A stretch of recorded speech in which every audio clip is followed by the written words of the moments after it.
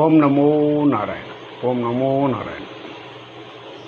ಈಗ ನನ್ನ ಹೆಸರು ನಾಗೇಂದ್ರ ಪಂಡಿತ್ ಅಂತ. ನಾನು ಈಗೇನು ಹೇಳಕ್ಕೆ ಬಂದಿದ್ದೀನಿ ಅಂದರೆ, ನಮ್ಮ ರಾಜ್ಯಸಭೆಯಲ್ಲಿ ನಿರ್ಣಯ ತಗೊಂಡು ಸಿದ್ದರಾಮಯ್ಯ ಏನು ನಿರ್ಣಯಪ್ಪ ಅಂದರೆ, ಒಳ ಮೀಸಲಾತಿನಿಗೆ ಫೈನಲ್ ಮಾಡಿ ಇಬ್ಬರಿಗೂ 5.25 5.25 ಒಳ ಮೀಸಲಾತಿ ಮಾಡಿ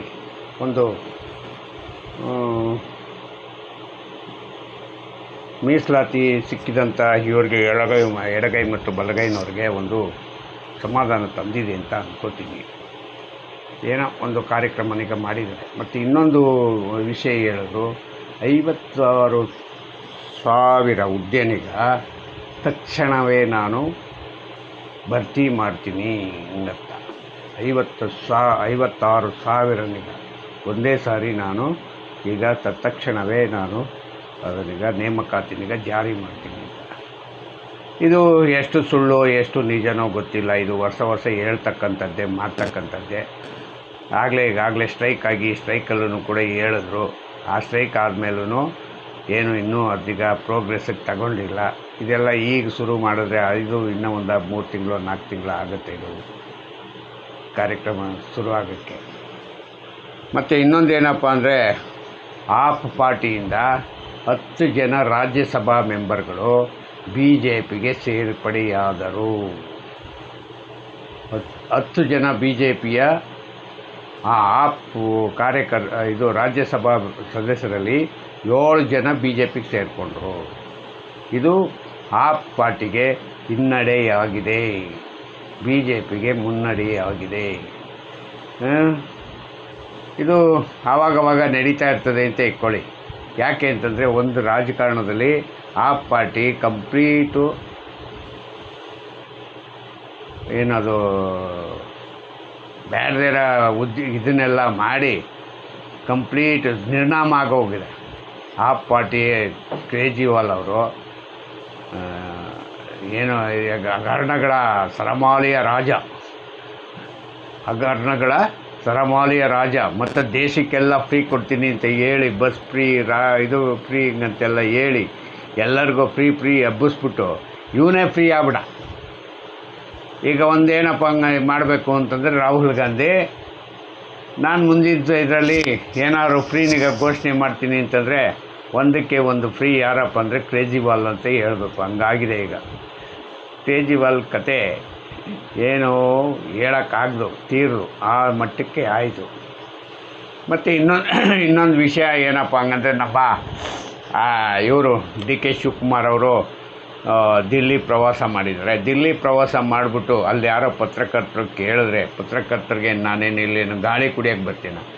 ಅಲ್ಲ ರೀ, ನಿನ್ನ ದುರಂಕಾರ, ನಿನ್ನ ಜನ್ಮಾತಿಯವರು ಬಿಟ್ಟರು ಹೋಗಲ್ಲ ಅಲ್ವಾ, ನೀವ್ಯಾರು ಬರಬಿಡಿ, ಎಲ್ಲ ನಾನೇ ಸಾಲ್ವ್ ಮಾಡ್ಕೊತೀನಿ ಅಂತೀಯ. ಮತ್ತೆ ಬಂದು ಪೇಪರ್ ನೋಟ್ ಮುಂದೆ ಹಂಗೆ ಬಂದು ನಿಂತ್ಕೋತೀಯ. ನಿನಗೂ ಮನ ಮರ್ಯಾದೆ ಇರಬೇಕಣೆ, ನಿನಗೂ ಒಂದು ಸ್ವಾಭಿಮಾನ ಇರಬೇಕು.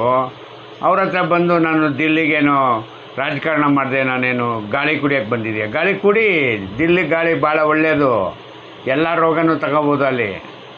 ಮತ್ತು ಇನ್ಯಾಕೆ ಹೋಯ್ತೀಯ? ಇಲ್ಲೇ ಕೂತ್ಕೊಂಡು ಫೋನ್ ಮಾಡು ನೋಡೋಣ, ನೀನು ತಾಕತ್ತಿದ್ರೆ. ಅದು ದರ್ಪ ತೋರಿಸು. ಆಗಲ್ಲ, ಅದು ಯಾಕಾಗಲ್ಲ? ನಿಮ್ಮ ನಾಯಕ ಟೈಮ್ ಕೊಡಲ್ವಲ್ಲ. ನೀನು ಫೋನ್ ಅಂದರೆ ಮುಟ್ಟೋದೇ ಇಲ್ವೇನೋ ಅವನು, ಅಯ್ಯಪ್ಪ. ರಾಹುಲ್ ಗಾಂಧಿ ಒಂದು ವರ್ಷ ಆಯಿತು ನೀವು ಈ ಜಗಳನಿಗ ಶುರು ಮಾಡಿ. ಈ ಜಗಳನಿಗ ಮುಖ್ಯಮಂತ್ರಿ ಸ್ಥಾನನಿಗ ನಾ ತಗೋತೀನಿ, ನಾ ಬಿಡೆ, ನಾ ಕೊಡೆ ಹಂಗಂತ ತಗೊಂಡು ಜಗಳ ಕಾಯ್ಕೊಂಡೇ ಬಂದರೆ ಒಂದು ವರ್ಷದಿಂದ ಜನರಿಗೆ ಒಳ್ಳೆ ನಿಮ್ಮಿಬ್ಬರದು ಹೆಂಗಾಗಿದೆ ಹೇಳು. ಇದೊಂಥರ ಫ್ರೀ ಮೂವಿ ಅಂತಂದರೆ ಇವ್ರದ್ದು ಬರ್ತಿತ್ತಲ್ಲ, ಯಾವುದೋ ನಮ್ಮ ತಮಾಷೆಯಾಗಿ ನಮ್ಮ ಅನುಭವ ಖ್ಯಾತಿ ಕಾಶಿನಾಥ್ ಅವ್ರು ಮಾಡ್ತಿದ್ರಲ್ಲ, ಆ ಥರ ತಮಾಷೆಯಾಗಿರ್ತಿತ್ತು.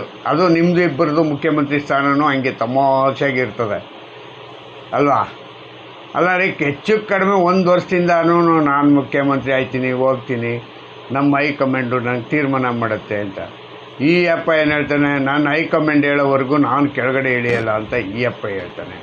ನೀನು ಯಾವಾಗ ನೀವಿಬ್ಬರೂ ಕೆಳಗಡೆ ಇಳಿಯೋದು ಯಾರು, ಇಲ್ಲಕ್ಕೆ ಮೇಲ್ಗಡೆಗೆ ಹತ್ತೋದು ಯಾರು, ಯಾರಿಗೂ ಏನು ವಿಷಯನೇ ಗೊತ್ತಿಲ್ಲ. ಅರ್ಥ ಆಯ್ತಾ? ಇದು ಹೆಂಗೆ ಅಂತ ಇದು ಯಾವ ರೀತಿ ಇದು ಸಜೆಷನ್ನು ಸಾಲ್ವ್ ಮಾಡ್ಕೋತೀರಾ? ಯಾವುದಾದ್ರು ಒಂದು ನಿರ್ಣಯ ಬೇಕಲ್ಲ, ಕಟುವಾಗಿ ನಿರ್ಧಾರ ತಗೋಬೇಕಲ್ವ. ಈಗ ಮೇ 5 ಆಗಲಿ, 4ನೇ ತಾರೀಕು ರಿಸಲ್ಟ್ ಬರ್ತದೆ, 5 ಆಗಲಿ, 5 ಆದಮೇಲೆ ಏನು ಕಡ್ದು ಕಟ್ಟಾಕ್ತಾರೆ ನಮ್ಮ ನಾಯಕ ಹಂಗಂತ. ಏನೂ ಕಡ್ದು ಕಟ್ಟಾಕಲ್ಲ. ಅವನಿಗೆ ರಿಸಲ್ಟ್ ಮುಗಿತಾ ಇದ್ದಾಗೇ ಎಸ್ಕೇಪ್ ಆಗಿಬಿಡ್ತಾನೆ. ಎಸ್ಕೇಪ್ ಅಂದರೆ ಇಂಡಿಯಾದಲ್ಲೇ ಇರೋಲ್ಲ ನಿಮ್ಮ ರಾಹುಲ್ ಗಾಂಧಿ. ಇಂಡಿಯಾದಲ್ಲೇ ಇರೋಲ್ಲ ಅಂದರೆ ನೀನು ಇನ್ಯಾರ ಹತ್ರ ತೀರ್ಪು ತಗೋತೀಯಾ ಮಿಸ್ಟರ್ ಡಿ ಕೆ ಶಿವಕುಮಾರ್? ಮತ್ತೆ ಹೋದ ದಾರಿಗೆ ಬಂದ ದಾರಿಗೆ ಸುಂಕವಿಲ್ಲ ಅಂತೇಳಿ ವಾಪಸ್ ಬರ್ತೀಯ. ಎಷ್ಟೀಗ ಒಂದು 100-120 ಸತಿ ಹೋಗಿದೆಯಾ ಡೆಲ್ಲಿಗೆ? ಬರ್ದಿಕ್ಕಿದ್ರೆ ಆಗಿರೋದು ಎಷ್ಟು ಕೋಟಿ, ಎಷ್ಟು ಸಾವಿರಾರು ಕೋಟಿನೀಗ ನಮ್ಮ ರಾಜ್ಯದ ಸರ್ಕಾರದ ದುಡ್ಡನ್ನೀಗ ಇಬ್ಬರೂ, ಯಾರೋ ಮುಖ್ಯಮಂತ್ರಿ ಮತ್ತು ಉಪಮುಖ್ಯಮಂತ್ರಿ ಇಬ್ಬರೂ ಎಷ್ಟು ಖರ್ಚು ಮಾಡಿದ್ದೀರಪ್ಪ? ಏನು ಕಡ್ದು ಕಟ್ಟಾಕಿದ್ದೀರಪ್ಪ?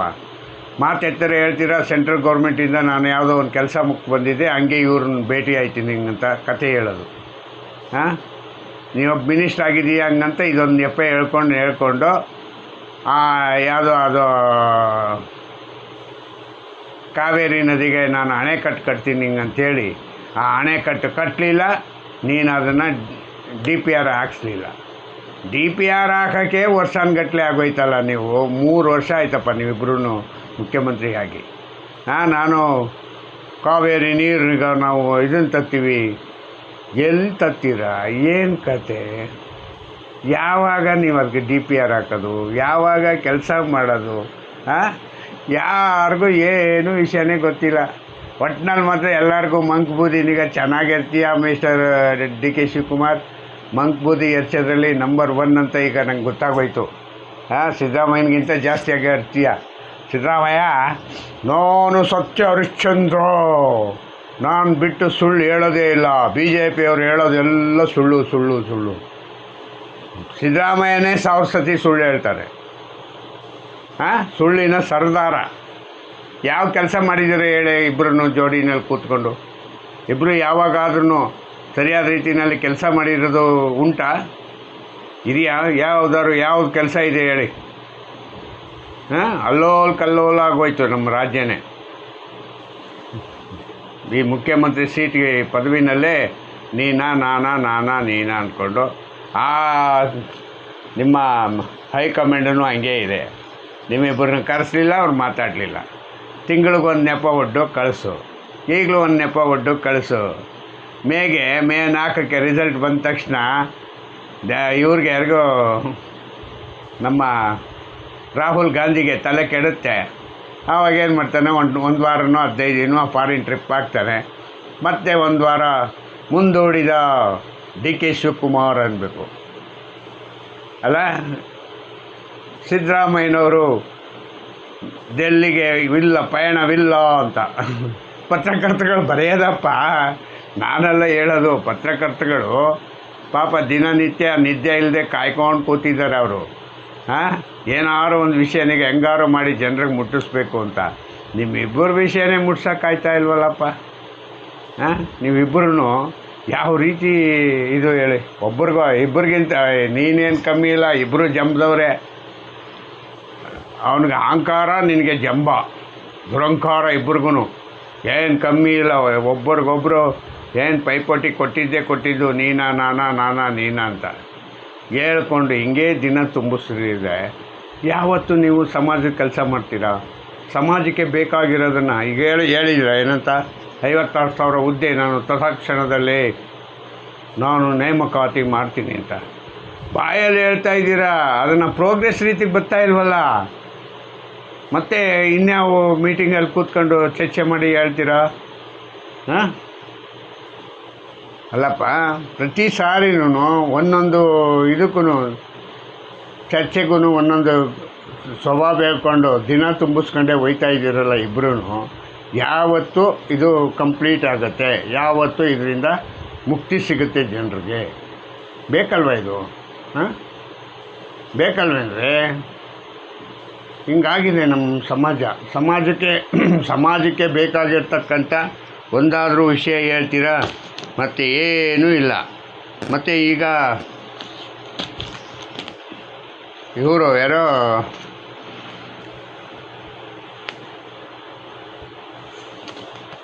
ಅಲ್ಲಿ ನೋಡಿದ್ರೆ ದೇಶದಲ್ಲಿ ಪ್ರಪಂಚದಲ್ಲಿ ಯುದ್ಧ ನಡೀತಾ ಇದೆ. ಯುದ್ಧ ಅದು ಅಂತ್ಯ ಆಗಲಿಲ್ಲ. ಈ ಕಡೆ ನಮಗೆ ಜನರಿಗೆ ಬೇಕಾಗಿದ್ದ ಸೌಲಭ್ಯ ಸಿಗಲ್ಲ.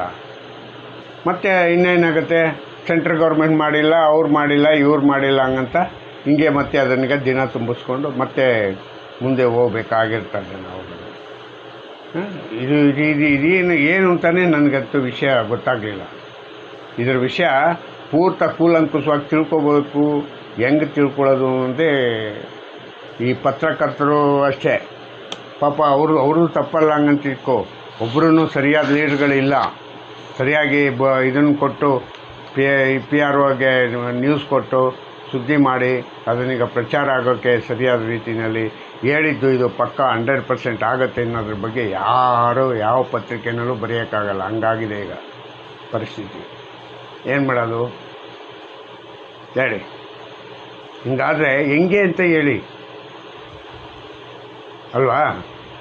ಈ ಥರ ಇದೇ ಸಮಸ್ಯೆನೀಗ ಇನ್ನು ಮುಂದೆ ಎಳ್ಕೊಂಡು ಹೋಗ್ತಾ ಇದ್ರೆ ಯಾವತ್ತು ಬಗೆಹರಿತದೆ? 1 ವರ್ಷ ಸಾಲಲ್ವಾ ಮುಖ್ಯಮಂತ್ರಿ ಸ್ಥಾನದ್ದು ಜಗಳಗಳು, ಕಲಹಗಳು ಇದು ಆಗಿರ್ತಕ್ಕಂಥದ್ದು? ನಾವು ಆದ್ರೂ ಜನರಿಗೆ ಯಾವ ರೀತಿ ಹೇಳೋದು? ದಿವಸ ಮೊನ್ನೆ ಇದರಲ್ಲಿ ಹೇಳಿದ್ದೇನೆ, ನಾನು ಇವತ್ತು ಅದೇ ಹೇಳಬೇಕು, ನಾಳೆ ಹೇಳಿದ್ದೇನೆ ನಿಮ್ಗೆ ಇವತ್ತು ಹೇಳಬೇಕು. ಇದು ಹೆಂಗೆ? ಪತ್ರಕರ್ತರಿಗಾರು ಒಂದು ಸುದ್ದಿ ಬೇಕಲ್ವಾ? ಆ ಸುದ್ದಿನ ಸರಿಯಾದ ಸಮಯಕ್ಕೆ ಸಿಕ್ಕಿಲ್ಲ ಹಂಗಂದ್ರೆ ಅವ್ರು ಏನು ಮಾಡ್ತಾರೆ? ಹೇಳಿ. ಇಷ್ಟು ಹೇಳಿ ನಾನು ನನ್ನ ಮಾತಿಗೆ ಮುಗಿಸ್ತೀನಿ. ಜೈ ಹಿಂದ್, ಜೈ ಕರ್ನಾಟಕ, ಮತ್ತು ಓಂ ನಮೋ ನಾರಾಯಣ. ನನ್ನ ಸಬ್ಸ್ಕ್ರೈಬ್ ಮಾಡಿ ಮತ್ತು ಮುಂದೆ ಹೋಗೋಕ್ಕೆ ಶೇರ್ ಮಾಡಿ ಅಂತ ಹೇಳ್ತಾ ಕೈ ಮುಗಿದು ಕೇಳ್ತೀನಿ. ಜೈ ಹಿಂದ್, ಜೈ ಕರ್ನಾಟಕ.